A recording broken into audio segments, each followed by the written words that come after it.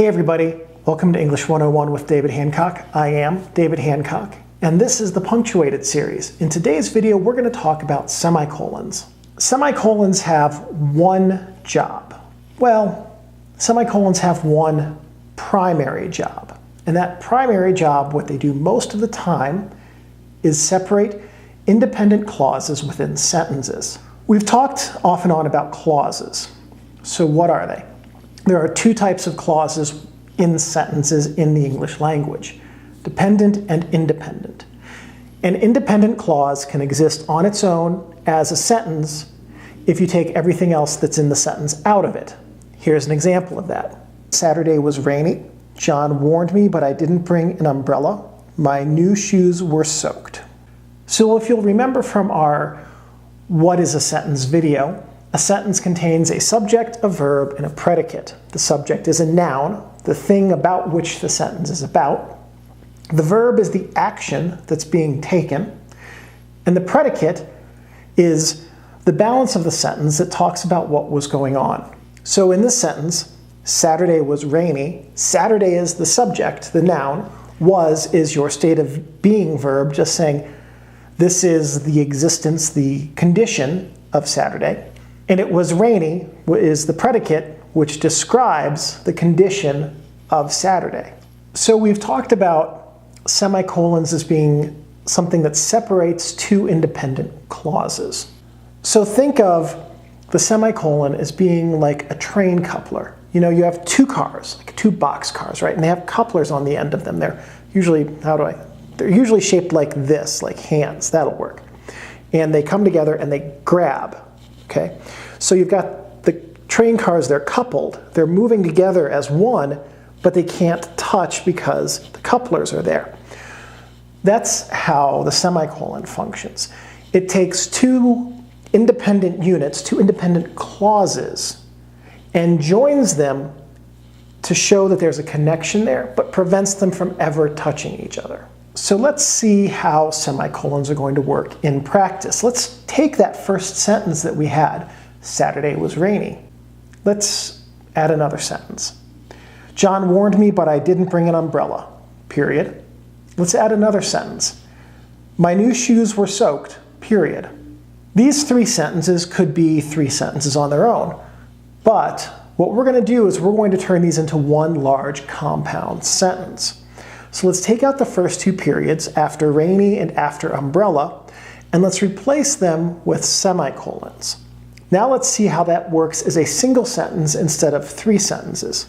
Saturday was rainy. John warned me, but I didn't bring an umbrella. My new shoes were soaked. All three of those independent clauses, as we saw, can function as three sentences. When we bring them together into a single sentence and replace the periods with semicolons, what we're doing is saying, hey, there is a direct connection here. So you can see in these three sentences, it could be sentences, but we've turned into independent clauses, how the semicolon is functioning as a train coupler. Those semicolons are taking these three independent clauses and making them connected into one, like that. When we use the semicolons instead of periods, we're showing a direct connection. Saturday was rainy. That's directly connected to John warning me because he wanted me to know that it was going to be rainy and not to ruin my new shoes. But I didn't bring an umbrella, semicolon. My new shoes were soaked. Each of those things, because we have used semicolons, we have shown that there is a connection between all of them. If we just had them as three sentences, they could be three separate and unrelated things that might be connected. By making them into one with semicolons, we have proven the causal relationship or the connection between each of these three independent clauses. Could we use commas here instead of semicolons, though? And as you can see from here, I'll show you what I'll do is I'll replace the semicolons with commas. No, we couldn't. If you've ever seen the letters CS or the words comma splice on one of your homework assignments, what we've done by replacing the semicolons with commas is create a comma splice. A comma splice is where the comma is being forced to do the job of a semicolon, and it shouldn't be doing that. Commas aren't strong enough in the punctuation hierarchy to function as semicolons. But let's take another look at a sentence so you can see how a comma would work in this. We're going to keep Saturday was rainy and we're going to erase the rest of that sentence. Saturday was rainy, comma, which explains my shoes. So when we take the words which explains my shoes, that can't be a sentence on its own. But when we tack it onto another independent clause, Saturday was rainy, we now separate that with a comma to show that the dependent clause is linked to and part of the independent clause. Independent clause could be a sentence. Dependent clause could not be. It needs an independent clause to make it whole. Which explains my shoes is not a whole sentence by itself. Semicolons have another use. This is less common, but it's an important one to understand and distinguish, and that is using them in compound serial lists. Now, if you know what a serial list is, it's usually a list of things that are separated by commas. So let's say you're out on a first date with somebody and you say to them, "What do you like?" And they say, "I like dogs, movies, hiking, and skydiving."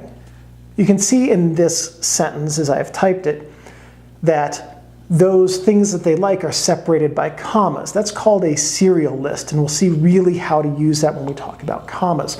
But semicolons can also function in a serial list. Semicolons function in a serial list where the items within the serial list are compound and need a comma on their own. Oh, that sounds like a lot, but let's see an example of that. The most common and the easiest example to understand are places. So let's go back to that first date you're on, and you ask the person, "Well, where have you lived?" "I've lived in Hyderabad, India. I've lived in Chicago, Illinois. I've lived in Berlin, Germany. And I've lived in Riyadh, Saudi Arabia." Aside from being very, very well traveled, that's a very complex sentence. If you were to write, say, Riyadh, Saudi Arabia, it would be Riyadh, comma, Saudi Arabia. Berlin, comma, Germany. Chicago, comma, Illinois. And Hyderabad, comma, India. So if we put all four of those locations into a serial list separated by commas, it reads like Hyderabad and India, Chicago and Illinois, Berlin and Germany, and Riyadh and Saudi Arabia. But that's not right. So now what we have to do is use semicolons between India, Chicago, Illinois, Berlin, Germany, and Riyadh. What we're doing is saying Chicago, comma, Illinois, Chicago, the city in Illinois, and then we have semicolons replacing the commas because there's a comma inside of that serial list item. So if you have a serial list where you have commas within that list, then you need semicolons to separate those serial items. The locations is one example of many. If you were asking somebody, "Well, what does your family like?"